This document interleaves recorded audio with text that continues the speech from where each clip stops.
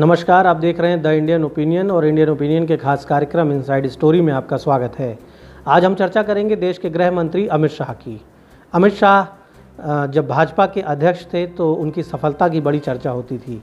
लगातार देश के अलग अलग प्रांतों में भाजपा की सरकारें बनती जा रही थी, भाजपा चुनाव जीत रही थी, लेकिन उनके गृह मंत्री बनने के बाद भाजपा का जो विजय रथ है कहीं ना कहीं उसकी रफ्तार में कमी आई और भाजपा कई राज्यों में विफल भी साबित हुई।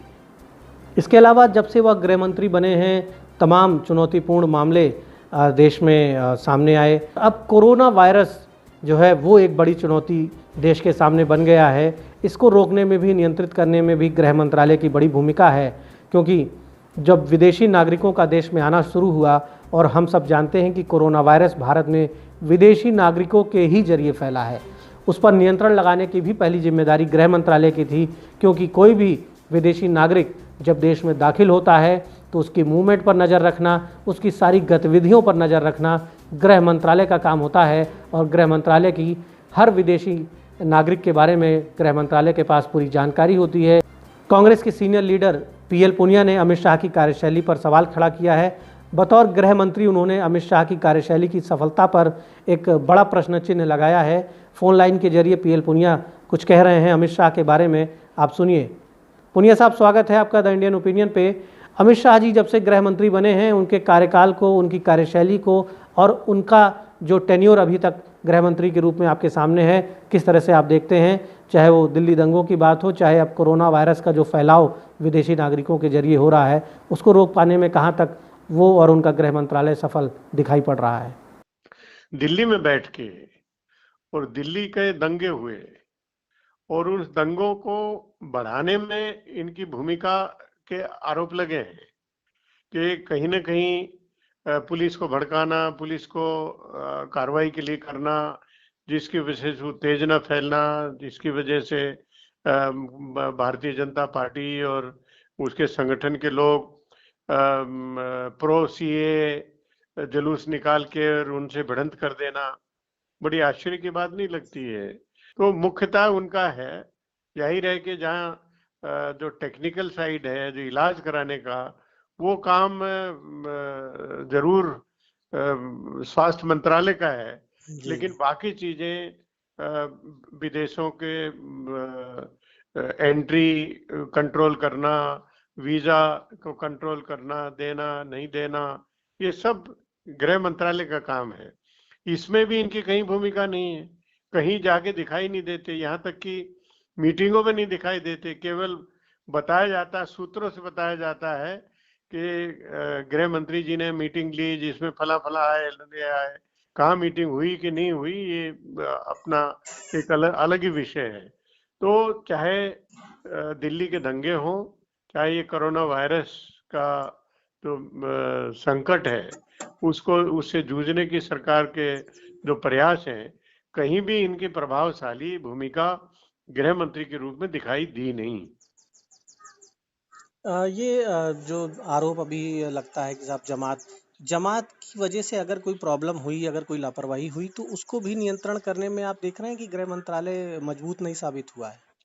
भाई, आप जमात ने क्या किया, ये गृह मंत्रालय की तरफ से स्पष्ट रूप से नहीं आया है कि ये कब किसको परमिशन दी।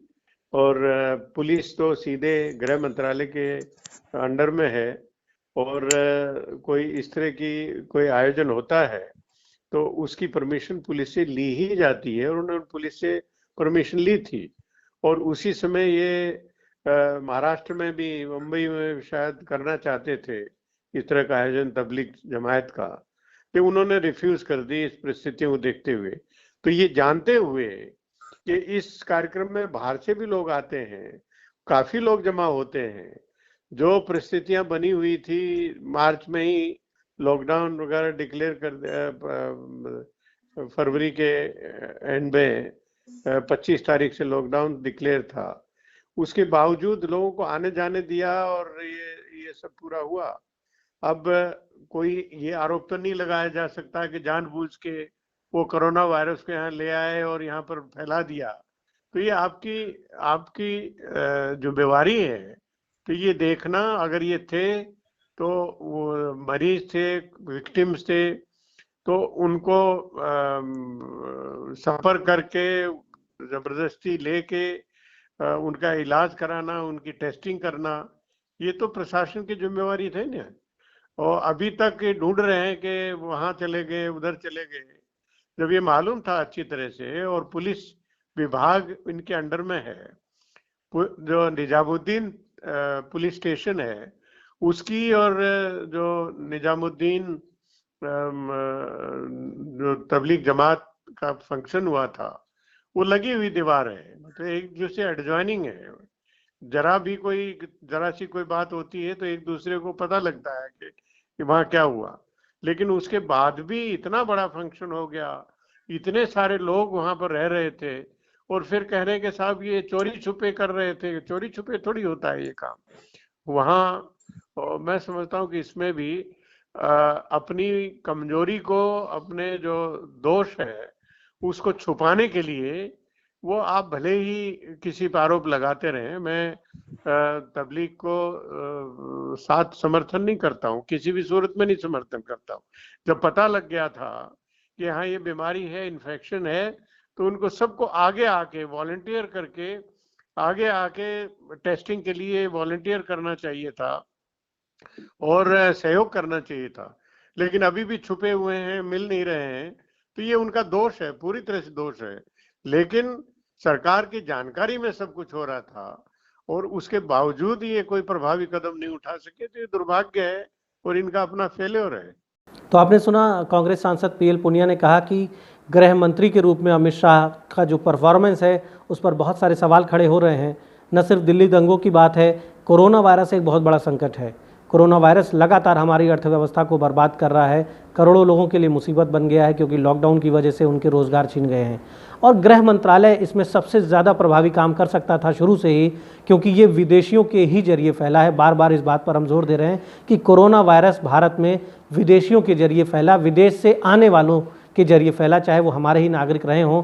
विदेश से जब लोग भारत में आए तो उनकी प्रॉपर स्क्रीनिंग, उनकी प्रॉपर निगरानी, उन्हें क्वारंटाइन कराना, उनके मूवमेंट पर नज़र रखना, अगर वो छुप के सरकार से कहीं जा रहे थे तो उन्हें नियंत्रित करना, उन्हें पकड़ना और उन्हें कंपलसरी क्वारंटाइन में रखना, या फिर उन्हें छुपने का मौका ना देना, उन्हें गलत कार्यक्रमों में शामिल ना होने का मौका देना, ये सारी जिम्मेदारी गृह मंत्रालय की थी। और गृह मंत्रालय अपनी जिम्मेदारी अगर ठीक से निभा पाया होता तो जो संकट जिस रूप में हमारे सामने है वो शायद बहुत ही छोटे रूप में होता, इतना बड़ा आकार ना ले पाता। तो अमित शाह, चूँकि उनकी राजनीतिक प्रतिबद्धताएं भी हैं, अमित शाह एक सियासत के खिलाड़ी भी हैं, भाजपा के चाणक्य भी कहे जाते हैं, तो कहीं ऐसा तो नहीं है कि वो भाजपा की जो सियासी जिम्मेदारियां हैं उसमें इतना ज़्यादा मसरूफ़ रहते हैं, इतना व्यस्त रहते हैं कि बतौर गृह मंत्री वो जो उनकी जिम्मेदारियां हैं उन पर उतना ध्यान नहीं दे पा रहे हों। और यही वजह है कि गृह मंत्रालय जो है वो पिछले कुछ दिनों से उसकी जो कार्यशैली है उस पर लापरवाही के लगातार आरोप लग रहे हैं। चाहे तबलीगी जमात का मामला हो, गृह मंत्रालय, कई परिस्थितियां ऐसी रही हैं जब गृह मंत्रालय उन परिस्थितियों पर नियंत्रण नहीं हासिल कर पाया और परिस्थितियां हाथ से निकली, जिसकी वजह से देश में समस्याएं कई गुना ज़्यादा बढ़ गईं। इस चर्चा को हम यहीं पर समाप्त करते हैं, फिर किसी मुद्दे पर आगे आपसे बात होगी। धन्यवाद, अपना ख्याल रखें। अगर आप यह वीडियो फेसबुक पर देख रहे हैं तो हमें लाइक और फॉलो करें। अगर यूट्यूब पर देख रहे हैं तो सब्सक्राइब करें और बेल आइकन प्रेस करें।